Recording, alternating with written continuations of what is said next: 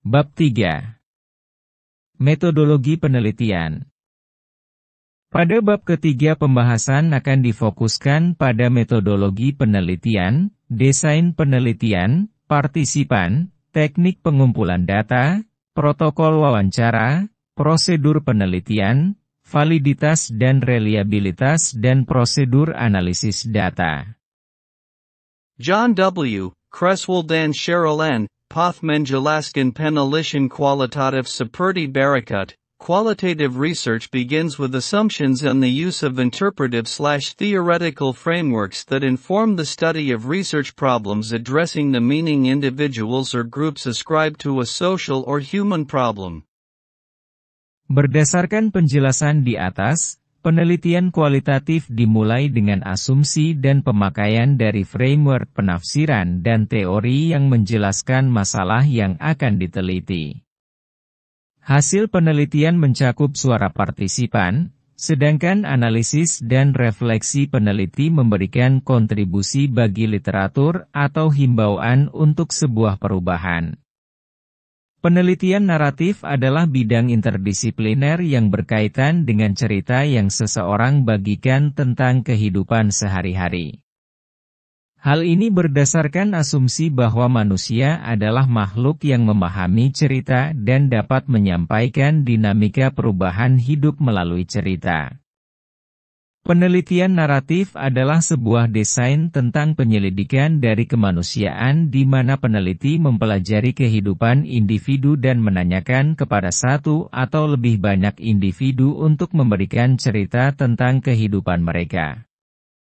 Informasi ini kemudian dikisahkan kembali oleh peneliti menjadi sebuah narasi.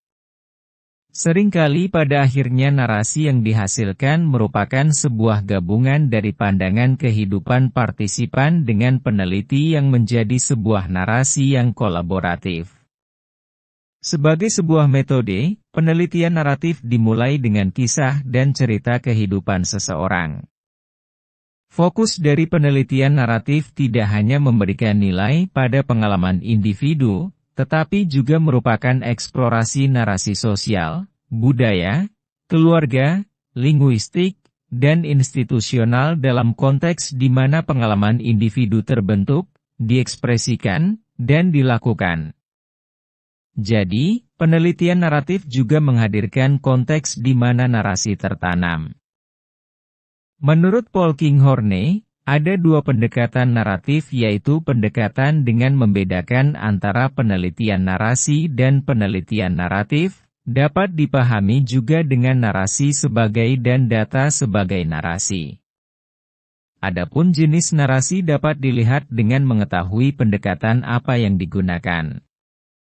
Penelitian ini akan menggunakan metode studi naratif sebagai salah satu bagian dari penelitian kualitatif. Penelitian naratif adalah sebuah paradigma dengan mengumpulkan deskripsi peristiwa atau kejadian dan kemudian menyusunnya menjadi cerita dengan menggunakan alur cerita. Desain penelitian. Rancangan penelitian naratif berfokus pada mempelajari satu atau dua individu, mengumpulkan data melalui narasi dengan pengalaman yang diceritakan dan yang secara kronologis diceritakan untuk mendapatkan makna dari pengalaman tersebut. Untuk mendapatkan kisah yang utuh dari partisipan, dibutuhkan pertanyaan secara terbuka. Dengan pertanyaan terbuka, partisipan akan terdorong untuk menceritakan tentang momen-momen penting dalam hidup mereka. Dengan demikian, peneliti perlu menyediakan konteks yang memfasilitasi wawancara penelitian yang kondusif, yang berimplikasi pada jadwal wawancara yang direncanakan dan dikembangkan peneliti. Partisipan. Peneliti menggunakan pengambilan sampel yang bertujuan, purposeful sampling. Pengambilan sampel yang bertujuan ini berarti bahwa partisipan sengaja dipilih untuk berpartisipasi dalam penelitian untuk mencapai tujuan penelitian, termasuk memiliki pengalaman hidup di dalam keluarga berbeda kepercayaan sebelum pernikahan, yang memiliki pengetahuan tentang nilai-nilai di luar agama Kristen sekaligus memiliki pemahaman iman Kristen, serta berada di kota di mana peneliti tinggal, yaitu Semarang, sehingga memudahkan peneliti mengambil data dalam bentuk wawancara. Pengambilan sampel yang bertujuan memungkinkan peneliti untuk secara sengaja memilih partisipan dan/atau pengaturan penelitian yang akan membantu peneliti mendapatkan informasi dimensi-dimensi pernikahan dari pasangan dengan latar belakang non-Kristen yang dibutuhkan untuk menjawab pertanyaan bagaimana nilai-nilai Alkitab berperan di dalam dinamika pernikahan tersebut. Kriteria pemilihan partisipan adalah pasangan suami istri dengan latar belakang non-Kristen. Yang dimaksudkan kriteria ini adalah salah satu orang dari pasangan suami istri yang dulu bukan penganut agama Kristen tetapi ketika menjelang menikah atau sesudah menikah menjadi penganut agama Kristen. Kriteria kedua adalah usia pernikahan di atas 10 tahun. Usia pernikahan 10 tahun ke atas dipilih karena setelah mencapai usia pernikahan kurang lebih 10 tahun, pasangan suami istri sudah mempunyai identitas yang lebih jelas dan relasi sudah lebih matang dan stabil. Menurut Rachel Pace sebuah pernikahan ada 7 tahap. Usia pernikahan 10 tahun ke atas berada di tahap 4. Yaitu tahap di mana seharusnya pernikahan sedang di perairan yang tenang, penuh rasa syukur atas apa yang telah pasangan suami istri bangun bersama. Pada tahap ini pasangan sudah lebih stabil dan sudah memiliki rutinitas masing-masing, mengenal satu sama lain, dan sudah merasakan rasa aman dan nyaman dalam hubungannya. Tahap ini dipilih karena diharapkan pasangan sudah memiliki cukup pengalaman untuk diteliti. Kriteria ketiga, keduanya menyatakan mereka adalah pembaca Alkitab yang setia dan membacanya setiap hari. Pertanyaan penelitian dan pertanyaan wawancara. Untuk menjawab pertanyaan penelitian, bagaimana peran Alkitab di dalam pengalaman pasangan suami istri dengan latar belakang non-Kristen?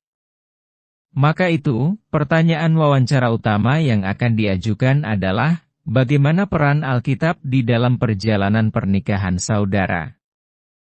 Peneliti juga menyediakan beberapa sub-pertanyaan untuk menggali data lebih dalam dari partisipan. Sub-pertanyaan sebagai berikut.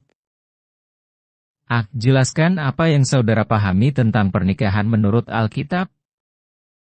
B. Bagaimana kehidupan rohani saudara sebagai individu setelah menikah? C. Bagaimana saudara membaca dan merenungkan Alkitab berpengaruh dalam kehidupan pernikahan saudara? D. Apakah krisis terbesar yang saudara hadapi dalam pernikahan dan bagaimana saudara mengatasinya? Prosedur pengumpulan data. Pada penelitian kualitatif, peneliti akan memusatkan perhatian pada jenis data aktual dan prosedur pengumpulannya. Namun pada saat mengumpulkan data, penulis juga perlu memperhatikan beberapa hal yang menyangkut etika penelitian. Di antaranya adalah perizinan, pemilihan sampel kualitatif yang baik, perekaman informasi, penanganan masalah yang muncul di lapangan, dan penyimpanan data dengan aman. Penulis akan mengumpulkan data dari 5 pasang suami istri dengan latar belakang non-Kristen di Semarang. Pada penelitian ini ada beberapa prosedur yang akan dilakukan. Pertama, penulis melalui WhatsApp mendapatkan izin dari partisipan untuk ikut serta dalam penelitian ini. Kedua, penulis mengirimkan lembar persetujuan kepada partisipan. Ketiga, partisipan diminta mengirim kembali lembar persetujuan sesudah mereka menandatanganinya dengan bentuk scan file atau foto kepada peneliti. Keempat, saat wawancara penulis akan mengonfirmasi dengan partisipan untuk merekam seluruh proses wawancara. Suami istri hadir bersama merupakan hal yang penting bagi penelitian ini. Maka saat wawancara, pasangan suami istri akan diminta untuk hadir bersama-sama, karena melalui respons dan reaksi mereka saat menjawab pertanyaan yang diajukan bisa mendapatkan pesan yang tersembunyi, misalnya, ekspresi wajah, intonasi bicara, bahasa tubuh. Secara bergantian, mereka berdua akan menjawab pertanyaan wawancara yang sama. Oleh karena saat pengambilan data, masih dalam situasi pandemik dan adanya kebijakan PPKM dari pemerintah, maka wawancara dilakukan melalui aplikasi Zoom. Dengan cara ini partisipan berada dalam sebuah kondisi alami sehingga menolong mereka menjawab pertanyaan dengan nyaman. Untuk memperoleh hasil wawancara yang utuh, maka wawancara direkam dalam bentuk video dan audio.